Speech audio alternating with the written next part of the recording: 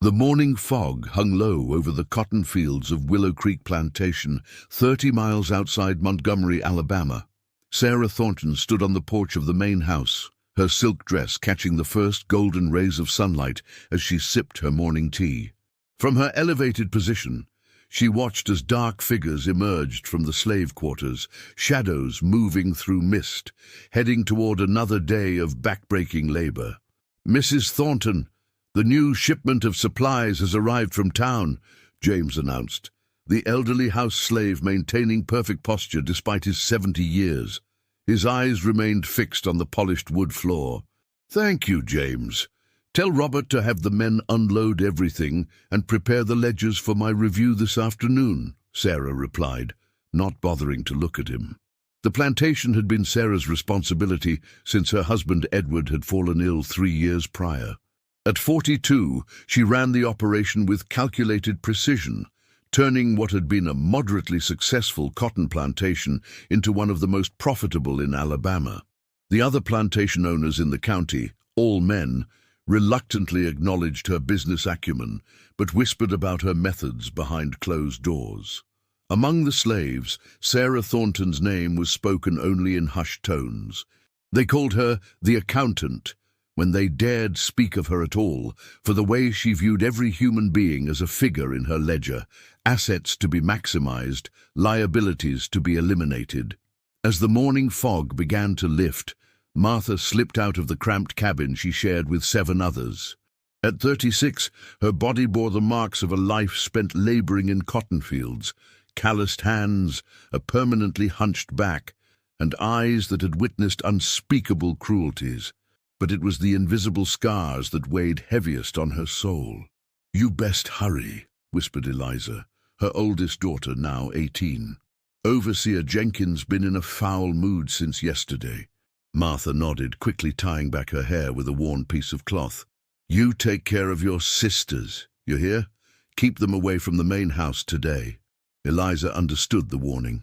3 days earlier she had seen Mrs. Thornton and Mr. Peterson, the slave trader from Mobile, walking the quarters, studying the younger women with calculating eyes. It was a sight that every mother on the plantation dreaded. The sound of a whip cracking in the distance hurried their movements. Martha embraced Eliza briefly before slipping outside, merging with the procession of workers heading toward the fields. Eliza watched her mother go, then turned her attention to her younger sisters, Josephine, 16, and Bess, just turned 15. "We need to stay together today," Eliza told them, as they prepared for their duties. Josephine worked in the main house laundry, while Bess had recently been moved to the kitchen to assist the cook. Eliza herself worked in the main house, cleaning and serving. "Why, what's happening?" Bess asked, her voice barely above a whisper. Before Eliza could respond, a shadow darkened their doorway. Robert, the overseer's assistant and a slave himself, stood there with a grim expression. "Eliza, Josephine, and Bess, Mrs. Thornton wants you at the main house immediately. Best not keep her waiting." The sisters exchanged frightened glances. Being summoned together could only mean trouble. They followed Robert in silence, walking the dirt path that led from the slave quarters to the imposing white-columned mansion that dominated Willow Creek Plantation. Inside the house, the air felt different, cooler, filled with scents of beeswax polish and fresh flowers that never reached their cabin. They were led to the parlor where Sarah Thornton sat with Mr. Peterson, a portly man with a meticulously trimmed beard and cold eyes. "Here they are, as requested," Robert announced, then quickly departed, leaving the girls standing before their owner and the slave trader. "Come closer," Sarah commanded. "Mr. Peterson, these are the 3 I mentioned." The man rose from his seat, circling the sisters like a vulture. He examined their teeth, felt their arms, and studied their faces with unsettling intensity. "Strong stock," he commented approvingly. "Good features, too. They'll fetch excellent prices for the right buyers." Eliza felt her stomach tighten. She had heard stories of what happened to young women sold to the right buyers. "The youngest 2 haven't been bred yet," Sarah noted clinically. "Eliza here has proven fertile, though. She lost a baby last winter, but the doctor assured me it was just a matter of poor timing and hard conditions. With proper care, she should produce healthy children." Mr. Peterson nodded, making notes in a small leather-bound book. "And their mother? The one you mentioned?" "Martha. Yes, she's been exceptionally productive. 4 daughters total. 1 died in infancy, and 2 sons, both sold to plantations in Georgia. She comes from good breeding lines. Her mother produced 7 children who survived to adulthood. The sisters stood frozen as their worth was calculated not by their skills or character, but by their potential to produce more slaves, more assets for someone's ledger. "I'll take them all, Mr. Peterson decided. "The mother too, if you're willing. There's increasing demand for proven breeders. Some of my clients in Mississippi are establishing farms specifically for that purpose." Sarah considered this briefly. "Martha's still a strong field hand. I'd need fair compensation for her labor value in addition to her breeding potential." As they continued their negotiation, Eliza felt Josephine trembling beside her. Bess had gone completely still, her eyes vacant, as though her spirit had already fled her body. That evening, Martha returned from the fields to find her daughters huddled together in their cabin. One look at their faces told her everything. "When?" It was all she asked, her voice steady despite the storm raging inside her. 3 days, Eliza answered. "They're taking you too, Mama." Martha sank onto the rough wooden bench. For a moment, the cabin was silent except for Josephine's quiet weeping. "Listen to me," Martha finally said, her voice low and urgent. "We don't have much time. Tonight, after the others are asleep, we need to talk." Later that night, when the cabin was dark and the soft snores of exhausted workers filled the air, Martha gathered her daughters close. "There's something I never told you," she whispered. "Something about your father." The girls leaned in closer. Their father was never discussed, just another man forced to breed with their mother before being sold away. "His name was Isaiah," Martha continued, her voice taking on a strange strength. "He wasn't just any slave. He could read and write. His first master was a preacher who taught him letters in secret. Before Isaiah was sold to Willow Creek, he memorized maps that show the way north." Hope flickered across Eliza's face, quickly replaced by fear. "You mean—" "Yes, the Underground Railroad. Isaiah told me about people who helped slaves escape to free states, even all the way to Canada. He made me memorize names, places, routes." "But Mama," Josephine interrupted, "they catch runaways, the dogs. And if they catch us, what's worse than what awaits us already?" Martha asked sharply. "You know what happens to breeding slaves, what happened to me. Would you choose that future willingly?" The girls fell silent, the reality of their situation settling over them like a shroud. Being sold specifically for breeding meant a life of repeated violation, of watching helplessly as any children they bore were taken away and sold like livestock. "We have 3 days, Martha continued.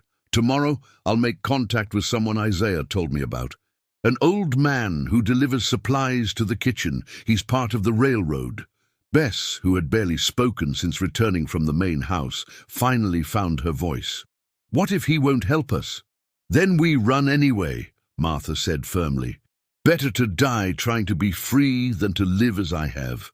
The next morning arrived with a heavy rainfall that turned the fields to mud and delayed work. Martha saw it as providence, a chance to seek out the contact Isaiah had told her about years ago. Under the pretense of delivering laundry to the kitchen, she managed to speak briefly with old Samuel, who delivered eggs and milk to the plantation twice weekly. "I need help," she whispered as she passed him in the narrow hallway leading to the kitchen's back entrance. "Isaiah said you would know the way." The old man's weathered face betrayed nothing, but he responded softly. "Broken Oak, north corner of the property, midnight tomorrow. 4 of you?" "Yes," Martha confirmed, her heart racing with equal parts terror and hope. "Risky with so many," Samuel warned, "especially with children." "They're not children anymore," Martha replied bitterly. "Not in the eyes of those who'd buy them." Samuel nodded almost imperceptibly. "Midnight. Bring nothing that would slow you down. There will be clothes waiting at the first safe house." As Martha turned to leave, Samuel added, "The rain is a blessing. It will keep the dogs from picking up your scent too quickly." That evening, as Martha and her daughters huddled in their cabin making sparse preparations for their escape attempt, Overseer Jenkins made an unexpected appearance during his rounds. "Martha," he called, standing in the doorway. "A word outside." Cold dread settled in her stomach as she followed him out. Had they been discovered? Had someone overheard her conversation with Samuel? "Mr. Peterson was asking after your health," Jenkins said, studying her face closely. "Seems Mrs. Thornton has decided to include you in the sale. They want to make sure you're in good condition for the journey to Mississippi." Martha kept her expression neutral despite the panic flooding her veins. "I'm well enough, sir, same as always." Jenkins continued to stare at her for an uncomfortable moment. "See that you stay that way. No accidents, no sudden illnesses. Mrs. Thornton expects top dollar for you and those girls of yours." After he left, Martha returned to the cabin, her resolve hardened. "We go tomorrow night," she whispered to her daughters. "Not midnight, earlier, as soon as the house lights go out." Rain continued to fall throughout the next day, a blessing that kept the overseers mostly sheltered and the bloodhounds kennelled. The plantation operated at half pace, with only the most essential tasks being performed. Martha and her daughters used the relative freedom to prepare, mentally mapping the path to the broken oak Samuel had mentioned. As darkness fell, tension in their small cabin became nearly unbearable. The other occupants, sensing something amiss but wise enough not to ask questions, retired early and pretended not to notice as Martha and her daughters remained fully clothed, sitting in silent vigilance near the door. "Remember," Martha whispered, "if we get separated, keep heading north. Follow the North Star like your father taught us. If you can't reach the safe house near the Smith property, hide in the marshes east of there until nightfall." Just after 9 o'clock, the main house lights began to extinguish one by one. Martha waited until the last lamp went dark before motioning to her daughters. "Now," she mouthed silently. They slipped out into the rainy night, 4 shadows moving through the darkness. The rain muffled their footsteps as they crept past the overseer's cabin, where a single candle still burned in the window. Jenkins was likely enjoying his nightly whiskey, a habit that had saved more than one slave from his cruelty over the years. The plantation's northern boundary lay nearly a mile from the slave quarters, across open fields and through a small wooded area that separated Willow Creek from neighboring lands. Under normal circumstances, the journey would take 20 minutes at a brisk walk. Tonight, moving cautiously through mud and darkness, it took them over an hour. Every sound, a branch breaking, an animal rustling in the underbrush, sent their hearts racing. Twice they froze as voices carried through the woods, field hands from adjacent properties returning late from illicit meetings or errands. Finally, they reached the broken oak, a massive tree split by lightning years ago that served as a boundary marker. There was no sign of Samuel or any other railroad contact. "We're early," Martha whispered, drawing her daughters into the shadow of the great tree. "We wait." Time passed, with excruciating slowness. The rain eased to a drizzle, then stopped altogether, leaving behind a heavy silence, broken only by water dripping from leaves and distant night creatures. Midnight came and went, with no sign of their guide. "Something's wrong," Eliza finally said, voicing what they all feared. Martha's mind raced through possibilities. Had Samuel betrayed them? Been caught? Simply been unable to come? They couldn't stay here until dawn, but moving forward without guidance seemed foolhardy at best, suicidal at worst. Just as she was about to suggest they find temporary shelter and try again the following night, a low whistle cut through the darkness. 3 short notes followed by one long. "That's it," Martha breathed, relief washing over her. She responded with a similar pattern, and moments later a figure materialized from the trees. It wasn't Samuel, but a younger man, tall and lean, his face obscured by the night and a pulled-down hat. "You're Martha?" he asked, voice barely audible. "Yes, these are my daughters. Samuel said—" "Samuel couldn't come," the man interrupted. "Patrols on the main road. I'm Jacob. I'll take you to the first safe house." Oh, without waiting for a response, Jacob turned and began moving deeper into the woods, away from the plantation.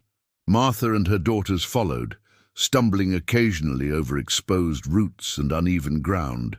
Jacob set a punishing pace, clearly anxious to cover as much ground as possible before daybreak. After nearly 2 hours of continuous travel, Josephine stumbled and fell with a cry of pain that seemed deafening in the night silence. "My ankle!" she gasped as Eliza helped her up. Jacob doubled back, concern and impatience battling on his face. "Can you walk?" Josephine tested her weight gingerly and nodded, though her expression betrayed her pain. "I can keep going." "We need to move faster," Jacob urged. "Dawn's only a few hours away, and we're still too close to the plantation." Martha moved to support Josephine on one side, while Eliza took the other. "We'll keep up," Martha promised. They continued through the woods until they reached a narrow dirt road, rarely used except by local farmers. Jacob led them along it for a short distance before veering off into what appeared to be impenetrable underbrush, but actually concealed a narrow trail. "The safe house is just ahead," he finally announced, as the first hints of pre-dawn grey tinged the eastern sky. "A Quaker family. They'll hide you in their cellar until nightfall, then move you to the next stop." Relief surged through the exhausted fugitives as a small farmhouse came into view, nestled against the backdrop of rolling hills. A single candle burned in a ground-floor window, the signal that the house was safe. Jacob approached the back door and knocked in a specific pattern. Moments later, it opened to reveal a stern-faced woman in her 50s, her grey hair tucked neatly beneath a nightcap. "4?" she questioned, looking past Jacob to Martha and her daughters. "4," Jacob confirmed. "The youngest is injured. Ankle." The woman, who introduced herself only as Rebecca, ushered them quickly inside and down into a cellar accessible through a trap-door hidden beneath a large rug in the kitchen. "Stay quiet," she instructed, as they descended the rough wooden steps. "My husband will check on you when he returns from town this afternoon. There's food, water, and clean bandages on the table. Use the bucket in the corner if necessary." Before closing the trap-door, Rebecca added, "Patrols have been heavy this week. You may need to stay 2 nights instead of 1. The cellar was small but clean, with 2 narrow pallets on the floor and a rough wooden table bearing bread, dried meat, and a pitcher of water. A single oil lamp provided dim illumination. As soon as they were alone, Josephine collapsed onto one of the pallets, no longer able to hide her pain. Martha examined her ankle, which had swollen considerably. "It's not broken," she assessed with relief, "just badly twisted. We'll bind it tight." While Martha tended to Josephine, Eliza paced the small space, tension radiating from her. "What if they're already looking for us?" she asked. "What if they track us here?" "Then we'll face whatever comes," Martha replied calmly, though her own fears mirrored her daughter's. "But remember, the rain washed away our tracks, and the dogs won't have clear scents to follow." Bess, who had remained largely silent throughout their journey, suddenly spoke up. "I heard the overseers talking last week. They said there's a new law that makes people in free states send runaways back, that even if we make it north, they can still come for us." Martha nodded grimly. "The fugitive slave law. It's true that it's harder now, but not impossible. The railroad has ways of getting people all the way to Canada, where American laws can't reach." "Canada?" Bess repeated, the word sounding like a distant dream. "How far is it?" "Very far," Martha admitted. "Many weeks of travel, all of it dangerous. But people make it. Every month, people make it." And they fell into exhausted silence then, the reality of their situation settling over them. They had taken the first step on an impossibly long and perilous journey with no guarantee of success. Behind them lay the only life they had ever known, brutal and dehumanizing but familiar. Ahead lay complete uncertainty. Martha watched her daughters as they finally succumbed to exhaustion, their breathing deepening in sleep. Despite the danger, despite the odds stacked against them, a fragile hope had taken root in her heart. For the first time, she allowed herself to imagine a different future for her children, one where they owned their bodies and their labor, where they might know something beyond fear and subjugation. It was mid-afternoon when the trapdoor opened again, revealing a tall man with a salt and pepper beard, Rebecca's husband, who introduced himself as Thomas. "The plantation hands are searching," he informed them without preamble. "They've been to the properties north and east already. It's likely they'll reach us by tomorrow." Martha felt her heart sink. "Do we need to leave?"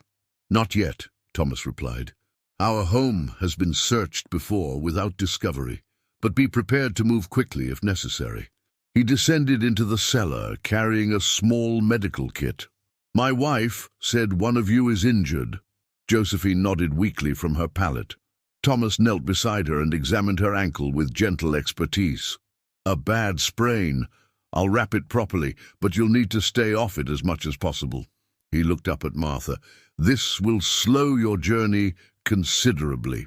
"We won't leave her," Martha stated firmly, a declaration that needed no response. Thomas worked in silence for several minutes, skillfully binding Josephine's ankle with clean bandages and a splint fashioned from small pieces of wood. "I brought news as well," he finally said. "Word from Samuel." All four women tensed at the mention of their initial contact. "He was questioned this morning by the overseer and Mr. Peterson. They suspected his involvement but had no proof. Samuel maintained his ignorance, but it's no longer safe for him to assist with the railroad. He's being watched too closely now." Martha closed her eyes briefly, a prayer for the old man's safety forming in her mind. "There's more," Thomas continued. "The slave trader Peterson is leading the search himself. He's offered a substantial reward, $50 for each of you returned alive." $50. Nearly half a year's wages for an average working man. The price would draw out every opportunist in the county. "The next safe house is 15 miles north," Thomas explained. "Under normal circumstances, we'd move you tomorrow night. With the injury and increased patrols, it's too risky. You'll need to stay here at least 2 more days." "Can you send word ahead?" Martha asked. "Let them know we're delayed?" Thomas nodded. "I'll ride out at dawn with a load of goods for market. I can pass the message then." He stood to leave, pausing at the foot of the stairs. "Try to rest. The journey ahead is long, and you'll need your strength." After he departed, the women ate sparingly of the provisions left for them, acutely aware that they needed to make everything last. Conversation was minimal, each lost in her own thoughts and fears. Sometime in the night, they were awakened by the sound of horses on the road outside, multiple riders moving at speed. Martha instantly placed a warning hand over Bessie's mouth, who had started to cry out in fear. Above them, they could hear movement, Rebecca and Thomas, presumably awake and alert to the danger. The horses stopped. Male voices called out, then, terrifyingly, boots on the porch steps. Martha gathered her daughters close, their hearts pounding so loudly she feared the sound would give them away. The floorboards above creaked with footsteps. A door opened, voices, Thomas's measured tones, and another unfamiliar and sharp with authority. "Routine search? 4 runaways? Reward for information?" Thomas's reply was too muffled to make out clearly, but his tone remained steady and unhurried. More footsteps. The nightmare of boots moving directly overhead, pausing just above the hidden trapdoor. Martha held her breath, squeezing her eyes shut in desperate prayer. The footsteps moved on. More muffled conversation. Then finally the sound of the front door closing and boots returning to horses. Only when the sound of hoofbeats had faded completely into the distance did Martha release the breath she'd been holding. The trapdoor remained closed. Thomas did not return that night, a precaution in case the patrol doubled back or left someone to watch the house. "They'll check every house in the area," Martha whispered. "Standard procedure for runaways." But they can't spare men to watch everywhere. They'll move on. Eliza looked unconvinced. What if they recognize Thomas? What if they suspect? Then we'll know soon enough, Martha replied grimly. Morning came with no further disturbance. Around midday, the trapdoor finally opened again, and Thomas descended with fresh water and food. Patrol's gone, he confirmed. Heading west now. They'll work their way in circles, expanding the search area. We need to move you tonight while they're focused elsewhere. Josephine can't walk 15 miles, Martha protested, looking at her daughter's still swollen ankle. She won't have to, Thomas assured them. I've arranged a wagon with a false bottom. I'll drive you myself to the next safe house. Relief flooded through the exhausted women, tempered immediately by new anxiety. Traveling by wagon was faster, but exposed them to greater risk of discovery. When do we leave? Martha asked. After midnight. The moon sets early tonight. We'll have the cover of complete darkness. Thomas outlined the plan. They would hide in the wagon's false compartment, covered by sacks of grain. He would take back roads to a farm owned by another Quaker family nearly 20 miles north, farther than the typical next stop, but necessary to put sufficient distance between them and the search parties. It's a risk, he acknowledged, but staying here has become more dangerous. If the patrols return with dogs, the cellar won't hide you. The rest of the day passed in tense waiting. Each sound from above, footsteps, doors, voices, sent fresh waves of fear through the hiding women.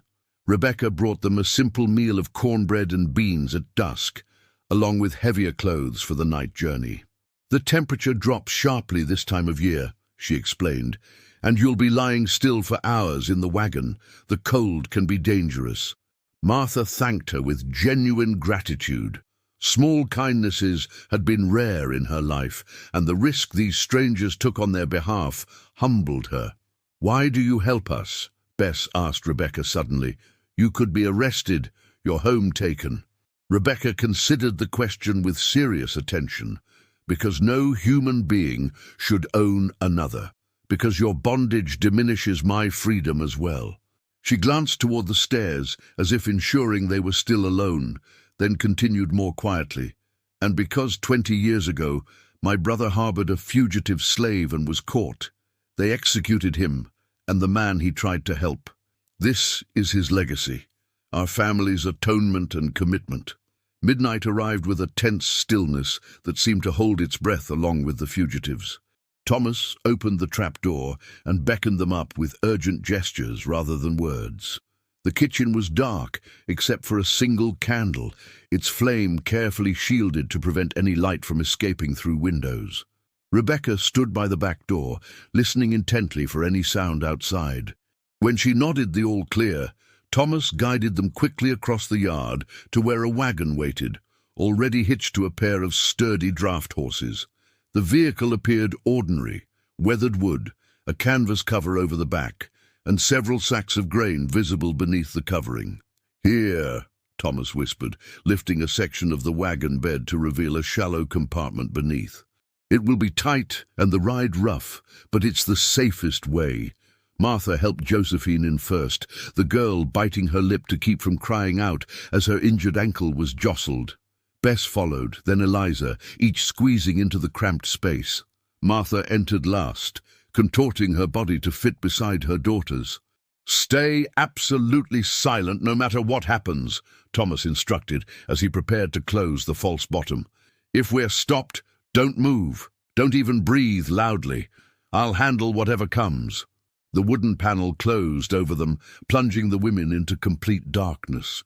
The weight of grain sacks being arranged above added to their sense of confinement. Martha reached out in the darkness, finding her daughter's hands and squeezing reassurance she didn't entirely feel. The wagon lurched into motion, each bump and dip in the road sending painful jolts through bodies already sore from their journey and days of hiding. The compartment was airless and quickly became stifling despite the cold night. Josephine's quiet whimpers of pain were the only sounds beyond the creak of wheels and the steady clop of hooves. They traveled for what seemed like hours, the unchanging darkness and discomfort making time stretch endlessly. Occasionally, Thomas would whistle tunelessly, a signal that they were approaching potential danger and needed to be especially still. Near what Martha guessed to be dawn, the wagon slowed suddenly. Thomas's whistling stopped mid-note. Male voices carried to them a patrol or checkpoint. "Morning, Thomas," came a voice, casual but with underlying suspicion. "Early start today. Got a delivery up to the Mitchell place," Thomas replied, his voice betraying no anxiety. "Thought I'd beat the heat. Do you mind if we take a look at your cargo? Routine check, you know there's runaways about." Martha's heart hammered so violently she feared it might be audible. Beside her she felt Bess begin to tremble. "Help yourself," Thomas answered easily. "Just grain and some tools for Mitchell's new barn." Footsteps approached the wagon. The canvas cover was pulled back. The weight above them shifted as someone inspected the cargo. "Seems awful heavy for just grain," the voice noted. "Iron tools under the sacks," Thomas explained. "Mitchell's particular about his equipment getting damp." A tense silence followed, during which Martha imagined suspicious eyes studying the wagon, looking for any sign of deception. Finally, mercifully, the voice spoke again. "All right then, be careful on the North Road. Bridge is still damaged from the spring floods. Might want to take the longer route around." "Appreciate the warning," Thomas replied. The wagon lurched forward again. Only when they had travelled a considerable distance did Thomas knock twice on the wagon bed, the signal that immediate danger had passed. The journey continued as the sun rose, evident only through tiny cracks in the wagon's construction that admitted slivers of light into their hiding place. The day grew warmer, turning their cramped compartment into an oven. Sweat soaked their clothes, and breathing became increasingly difficult. Just as Martha began to fear they might suffocate, the wagon turned off the main road, bouncing violently over uneven terrain for several minutes before coming to a stop. The grain sacks were quickly removed, and the false bottom opened to reveal Thomas's concerned face. "Quickly now," he urged, helping them out one by one. They had stopped behind a large barn, out of sight from the nearby road. A small farmhouse stood about 50 yards away, smoke rising from its chimney. As the women gulped fresh air gratefully, a tall black man emerged from the barn, nodding to Thomas.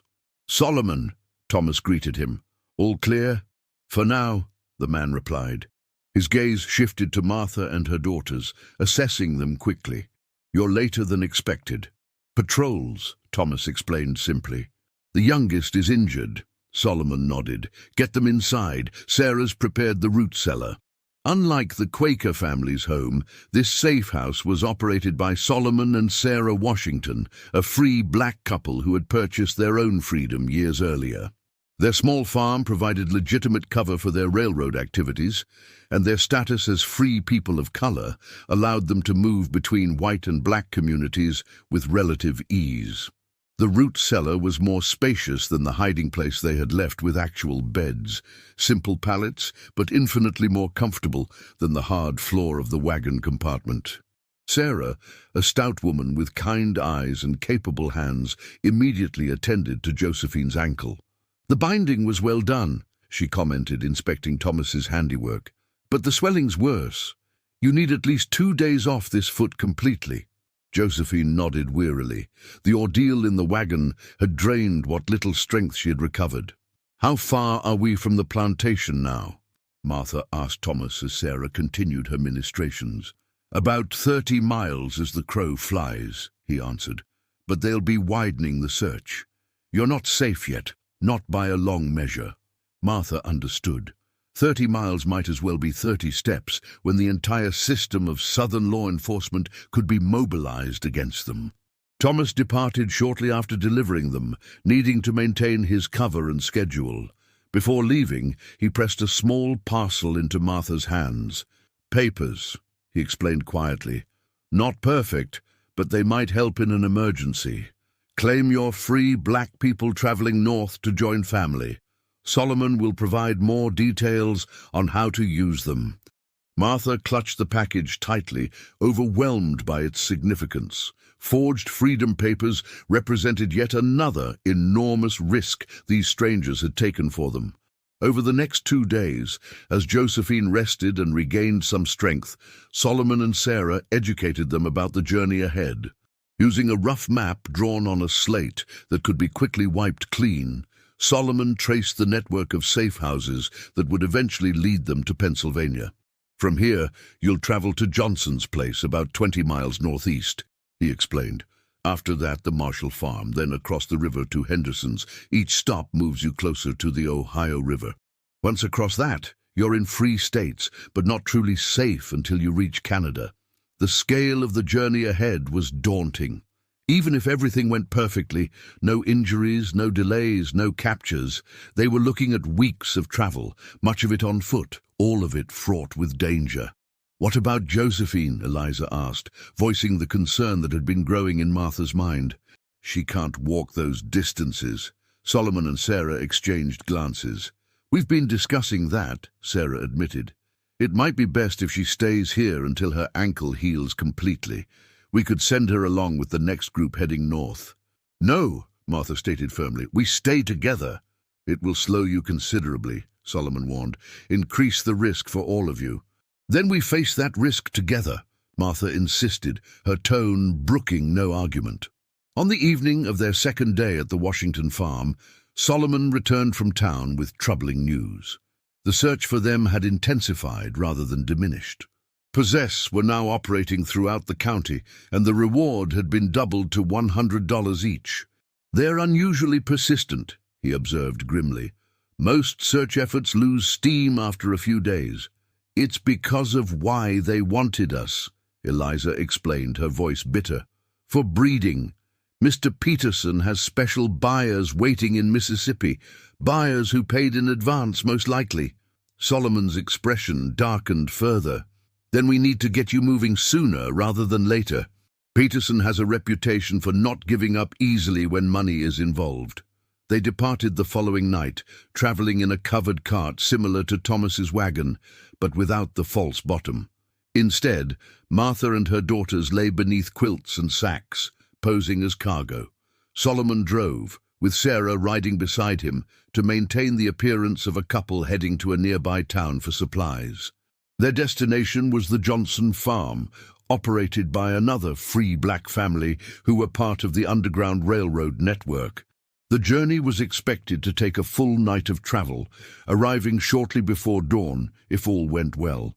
For several hours, their progress was steady and uninterrupted. Josephine, propped up on extra blankets to protect her ankle, seemed to be managing the journey better than expected. Martha allowed herself a small measure of optimism. Perhaps the worst was behind them. Shortly after midnight, as they navigated a particularly rough stretch of road, the sound of approaching horses shattered that fragile hope. "Patrol," Solomon muttered. "Stay hidden. Sarah and I will handle this." The cart slowed as 2 mounted men came into view, silhouetted against the moonlit sky. One raised a lantern, illuminating Solomon and Sarah on the driver's bench. "Hold up there," the man commanded. "Where you folks headed this time of night?" "Macon Creek, sir," Solomon replied, adopting a deferential tone that Martha had never heard from him before. "My wife's sister is having a baby. We got word this afternoon and set out as soon as chores were done." "You have papers?" the second rider demanded. "Yes, sir. Right here." Solomon produced documentation that proved his and Sarah's free status, genuine papers that were their most precious possession. The first man examined them by lantern light, taking his time. Washington, Solomon, and Sarah, free persons of color residing in Fulton County. "That's right, sir," Solomon confirmed. "And what's under all those coverings?" the second man asked, gesturing toward the cart's contents. "Just supplies, sir. Food, some linens for the baby, medicines." The man dismounted, handing his reins to his companion. "Mind if I take a look?" Martha's pulse roared in her ears as footsteps approached the cart. Above her, the covering shifted as the man began inspecting the cargo. She could see nothing, but sensed Bess beside her. the girl's body rigid with terror. "What's this?" the man questioned, tugging at the quilt covering them. In that terrible moment, Martha made an instant decision. Emerging from hiding would mean certain capture, but it would also draw attention away from her daughters. If she could create a distraction, perhaps they might have a chance. Before she could act on this desperate plan, Sarah's voice rang out. "Careful with those medicines, sir. Some are glass bottles. My sister needs them for the birthing." The tugging stopped. "Medicines, huh?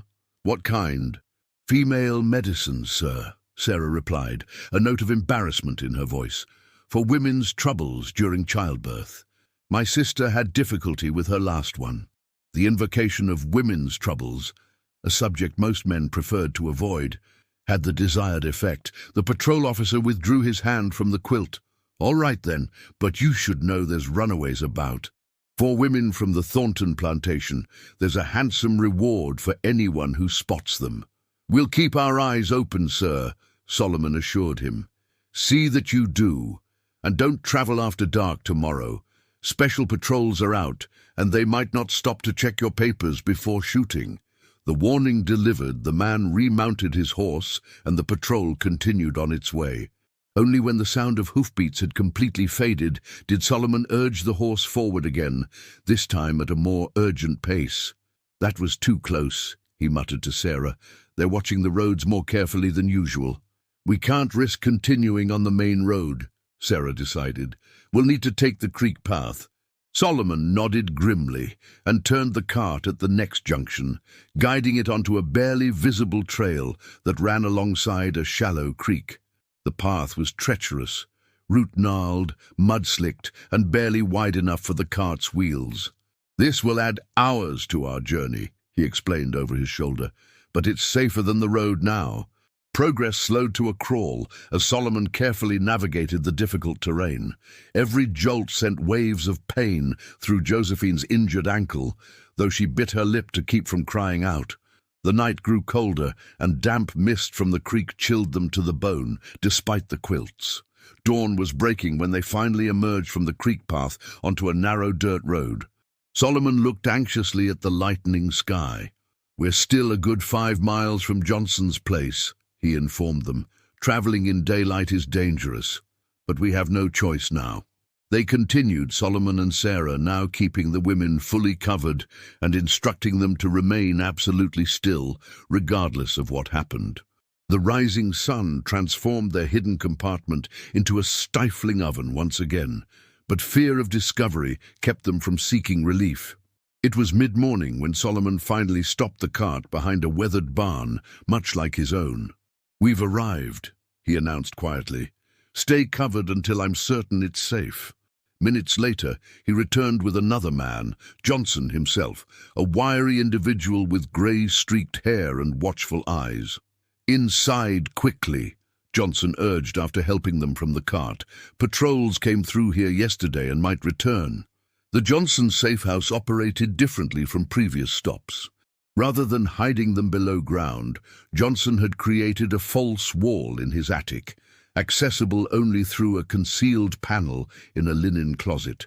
The space beyond was narrow, but extended the full length of the house, with small air vents disguised as decorative elements on the exterior. "You'll need to stay here 3 days minimum," Johnson informed them as he showed them the hiding place. "The roads north are heavily watched right now. A large group passed through last week and attracted attention. We need to let things quiet down before moving you." 3 days in the attic space proved even more challenging than their previous confinements. The summer heat made the attic nearly unbearable during daylight hours, forcing them to remain perfectly still to avoid overheating. They could emerge only briefly at night, when the house was dark and Johnson confirmed no one was nearby. Despite these hardships, the extended stay provided unexpected benefits.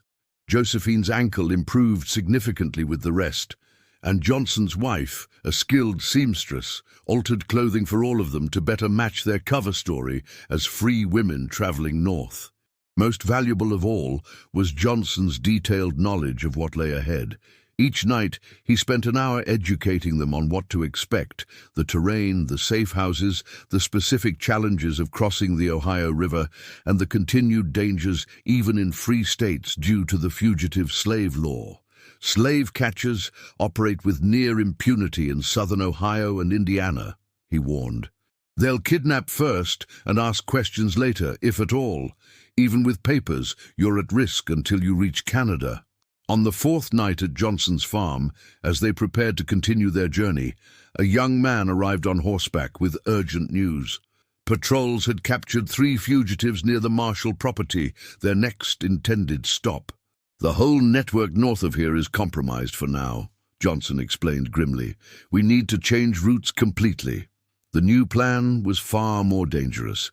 Instead of proceeding through a series of established safe houses, they would travel directly to the Ohio River, nearly 70 miles northeast.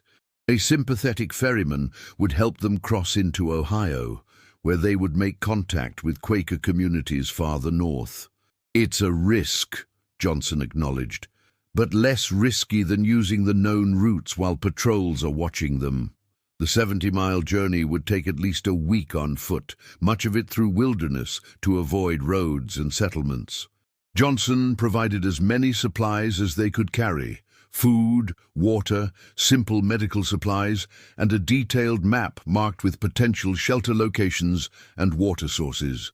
Most precious of all was a small compass, which Johnson pressed into Martha's hand with solemn instruction. Keep north-northeast until you reach the river. Don't deviate unless absolutely necessary.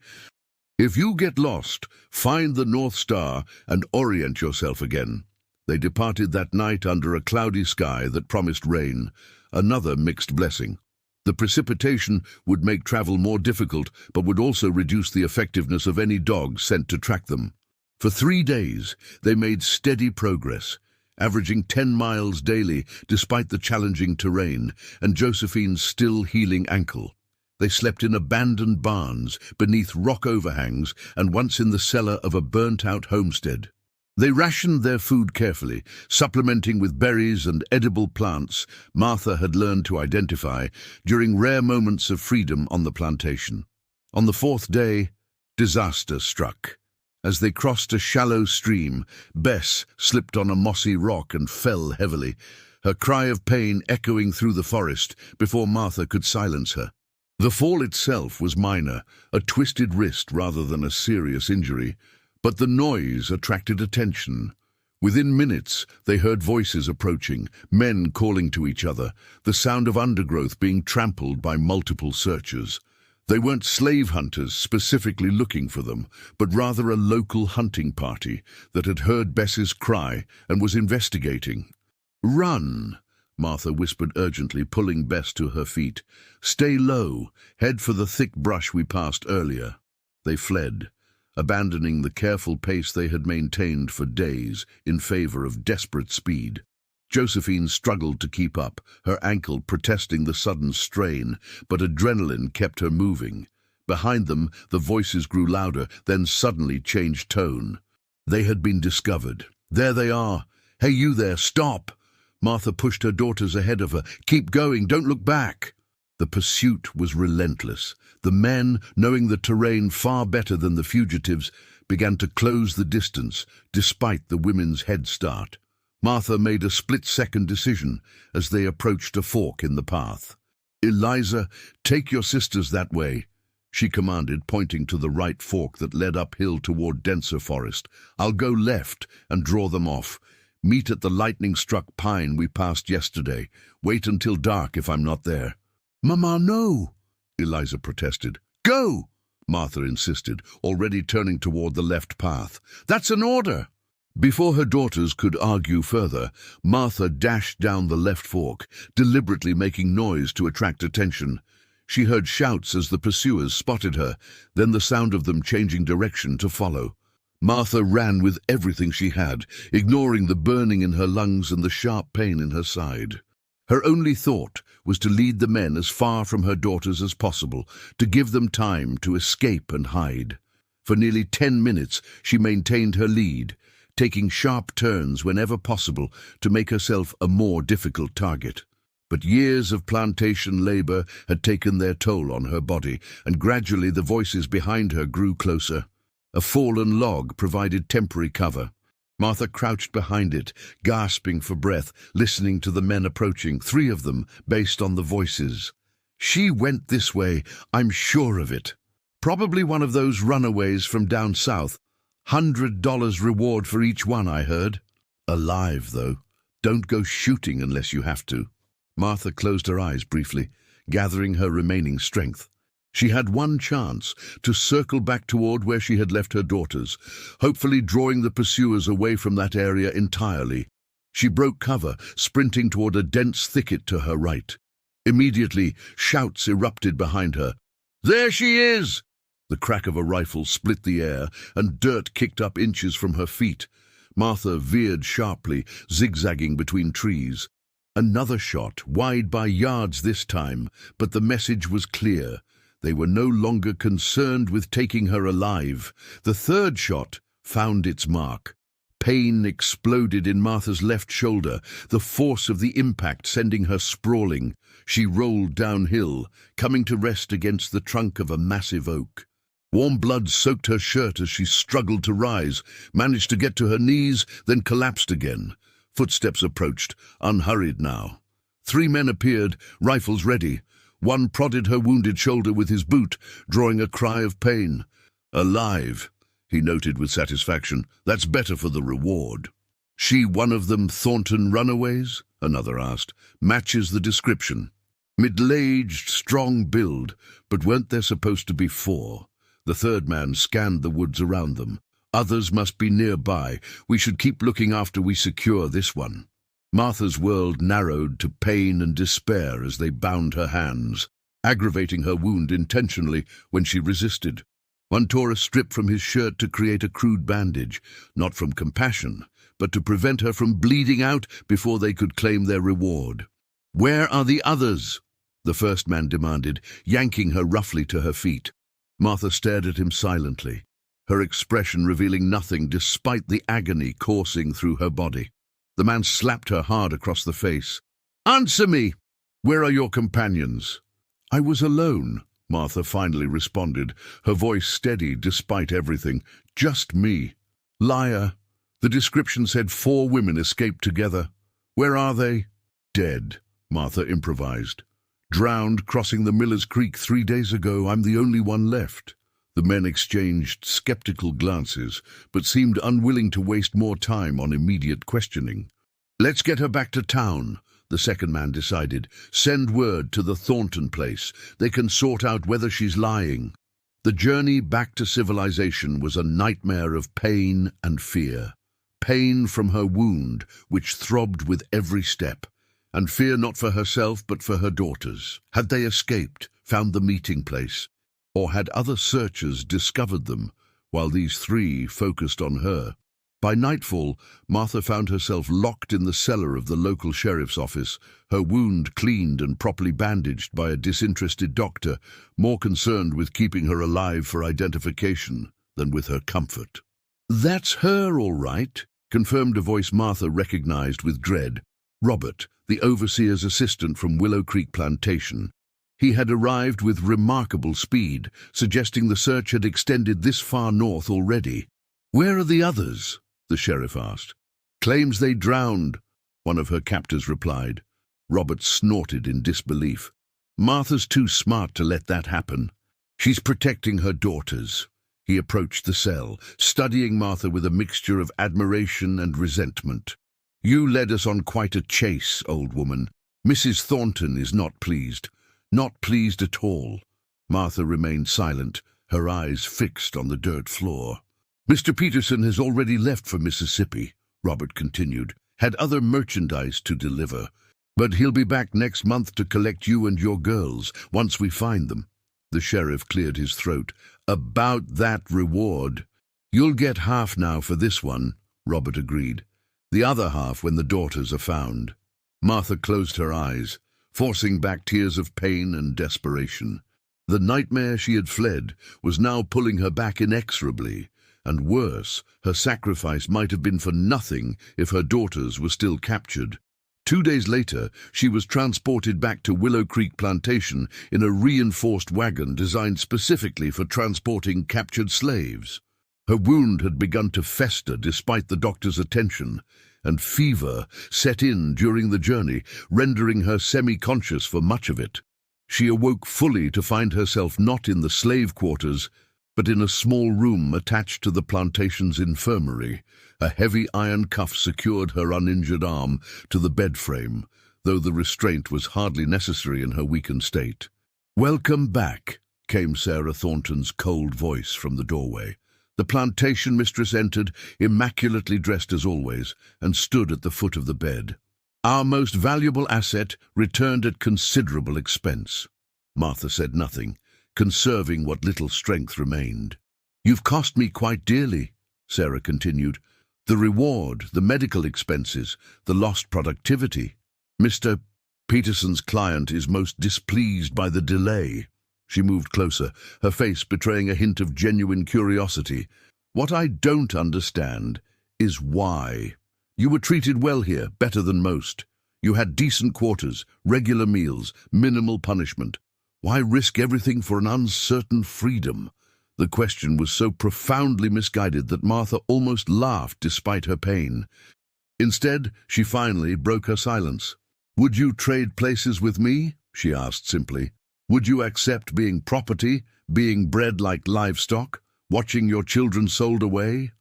Would all the decent quarters and regular meals make that acceptable to you?" Sarah's expression hardened. "You speak above your station. You asked, I answered." Martha closed her eyes, too exhausted to maintain the exchange. "Your daughters will be found," Sarah stated with cold certainty. "Every slave catcher in 3 states has their descriptions. It's only a matter of time." But time, as it happened, was not on Sarah Thornton's side. 3 weeks passed with Martha confined to the infirmary, her wound slowly healing, but her spirit remaining unbroken, despite the plantation mistress's frequent reminders of the fate awaiting her and her daughters once all were recaptured. Then came a morning unlike any other in Willow Creek's history. Martha awoke to unusual sounds, raised voices, running feet, the clatter of many horses arriving simultaneously. James, the elderly house slave, appeared at her door, eyes wide with something Martha had never seen in them before. Hope mixed with fear. "Union soldiers," he whispered. "A whole company. The war's started. They're freeing slaves on captured plantations." Martha struggled to understand. In the isolation of the infirmary, she had heard nothing of political developments, had no idea that tensions between North and South had finally erupted into open conflict. Before she could question James further, blue uniformed men entered the infirmary, a young officer leading them. "We're liberating all enslaved persons on this property," he announced formally. "By order of the United States government, you are no longer considered property, but free individuals." The words seemed unreal, too sudden, too complete to be believed after a lifetime of bondage. Martha stared at the officer, searching his face for any sign of deception. "It's true," he assured her, correctly reading her disbelief. "The southern states have seceded and formed their own confederacy. President Lincoln has authorized the freeing of slaves in territories under Union control." He gestured to one of his men, who stepped forward and unlocked the iron cuff, binding Martha to the bed. "You're free to go," the officer continued. "We're establishing a camp for liberated slaves 10 miles north. Transport will be provided for those who wish to go there." Martha sat up slowly, rubbing her wrist where the cuff had been. "My daughters," she said urgently. "They escaped north. 3 girls." The officer's expression softened with understanding. "Many escaped slaves have been making their way to Union lines. If your daughters reach the north, they're safe now. The fugitive slave law is no longer being enforced in states loyal to the Union." For the first time in weeks, perhaps the first time in her entire life, Martha allowed herself to feel genuine hope. If her daughters had continued north, If they had found help along the way, they might truly be free now, beyond the reach of slave catchers and plantation owners alike. Outside, she found the plantation in ordered chaos. Union soldiers were organizing the confused and disbelieving slaves into groups, explaining their new status, arranging transportation to the refugee camp. Sarah Thornton was nowhere to be seen, taken into custody, James informed her, for aiding the Confederate cause. As Martha boarded a wagon bound for the Union camp, she looked back at Willow Creek Plantation, the fields where she had labored since childhood, the main house where she had been property rather than person, the slave quarters where she had raised her children in the shadow of constant fear. Freedom had come not through her desperate flight north, but through the unexpected intervention of history itself. Yet Martha knew her escape attempt had not been in vain. Without it, her daughters might still be at Willow Creek, might have been sold away before liberation arrived. Now, as the wagon pulled away from the plantation forever, Martha turned her face north with renewed determination. The war would create new dangers, but also new possibilities. Somehow, she would find her daughters again, not as fugitives, but as free women in a changing nation. Epilogue, 1866. The small house on the outskirts of Cincinnati wasn't much by some standards. 2 rooms with a lean-to kitchen addition, a tiny vegetable garden out back, but to Martha it represented a miracle. Her home, on land purchased with her own earnings as a laundress and cook for a Union officer's mess during the war's final years. She sat on the porch steps, watching the summer dusk settle over neighboring houses, most occupied by other freed people who had made their way north during or after the war. The community was tight-knit, supportive in a world still adjusting to emancipation and the war's aftermath. A familiar figure turned the corner onto her street, and Martha's heart leapt, as it always did at the sight of Eliza, returning from her teaching position at the Freedmen's School established by Northern missionaries. Her oldest daughter had discovered a passion and talent for education during their separate journeys. "Any letters today?" Eliza asked as she climbed the steps, the question that began every evening's conversation. Martha shook her head. "Not today." They had found each other by chance 2 years earlier, both working with Union relief efforts in Kentucky. The reunion had been tearful, joyous, and incomplete. Josephine and Bess remained missing, their fates unknown despite countless inquiries, letters to freedmen's bureaus across the North, and notices in newspapers published for the newly emancipated. "Mr. Collins thinks more records from Mississippi might be released soon," Eliza offered, referring to the lawyer who had been helping them search. "If Josephine was registered at any of the refugee camps there," Martha nodded, clinging to hope despite the passing years. Their last information placed her 2 younger daughters in Ohio shortly after Martha's capture, moving north with assistance from Underground Railroad contacts. After that, the trail disappeared. "They're alive," Martha stated with the certainty she maintained, despite all evidence of how unlikely reunification might be after so much chaos and displacement. "They're looking for us, just as we're looking for them." Eliza squeezed her mother's hand, neither confirming nor denying the possibility. They had built a life here, a real life with dignity, education, community, and purpose. It wasn't complete without Josephine and Bess, but it was more than either had dared imagine during those dark days at Willow Creek. As twilight deepened into night, Martha gazed up at the emerging stars, finding the North Star out of habit, the guide that had led them toward freedom, however circuitous the route had proven to be. "We'll keep looking," she promised quietly. Words spoken to the night sky, to her missing daughters, to herself. "For as long as it takes, we'll keep looking." The story of Martha and her daughters represents thousands of similar narratives that unfolded across the antebellum South, stories of courage, sacrifice, and the unquenchable human desire for freedom. While this specific family is fictional, their experiences reflect the documented realities of the domestic slave trade, the breeding practices on southern plantations, the operations of the Underground Railroad, and the complex impact of the Civil War on enslaved communities. The legacy of these experiences continues to shape American society, reminding us that freedom is both precious and precarious, something that must be vigilantly protected for all people, regardless of race, origin, or circumstance. It stands as testimony to the resilience of the human spirit and the enduring power of hope, even in the darkest circumstances.